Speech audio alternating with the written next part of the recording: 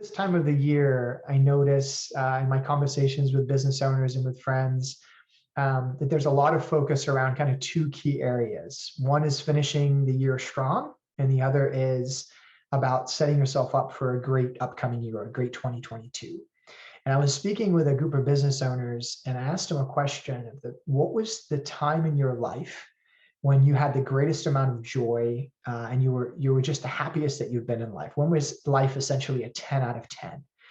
And we reflected on this, and for most individuals, it was some period in the past. For a couple, it was the present moment. Um, and what was common in those experiences is they felt that they had a sense of freedom, a sense of pursuit. There were opportunities to pursue, goals to accomplish, but they also had enough freedom in their life to where they didn't feel constricted, and they were able to kind of really enjoy the journey. And the common theme is that over time they kept stacking something new on top, on top, on top of their life. It might be, I bought a bigger home, or I started another company, or I expanded the work that I did. And while it was a great thing they accomplished, it also added a layer of complexity and an additional layer, kind of restricting some of that freedom.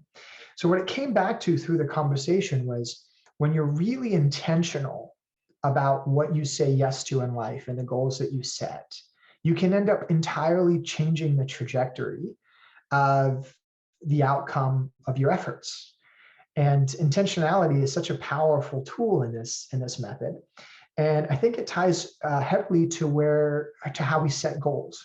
So what I thought would be a fun and a valuable exercise was breaking down the process and the approach that I use for being intentional and how to set goals, and also having a process that's more than just let's pull a blank sheet of paper and say, what do we want to accomplish next year, but really going through an effective process to think about what's most important in life. And it kind of breaks down into 4 or 5 steps.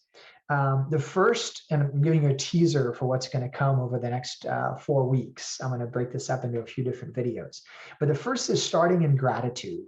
When we begin in gratitude, it tends to trump all other emotions. So if you're angry, if you're frustrated, if you're overly excited, when you begin in gratitude, it tends to ground you and really help you focus on what you have and kind of bring a little bit more peace of mind to your position. Next is to reflect on your experiences, both the good and the bad.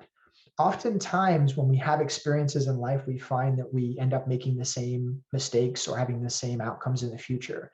And that's often due to the fact that we didn't reflect on the experience and extract the learning or the new habit. So I'll talk a little bit about that.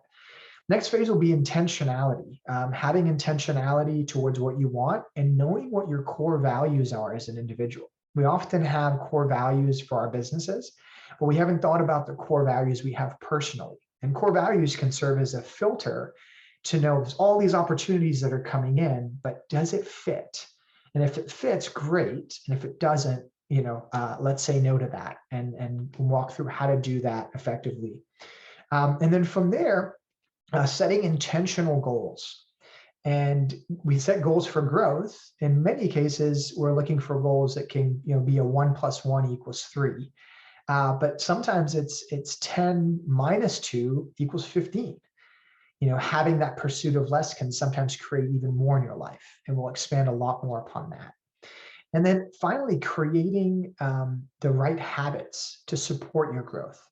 So essentially, it's challenging to set a goal. It can be even more challenging to execute upon it. And a huge part of executing upon your goals is not just breaking bad habits, but creating the right habits that can propel you to the outcome that you desire. So I'm going to talk through all of these in the coming weeks, and we'll have a breakup of a few different videos. I hope you'll join me, make any comments, feedback on what you like, and any notes or takeaways that you may have from it. We're wishing all of you a great December and year end, and look forward to seeing you over the course of the next month.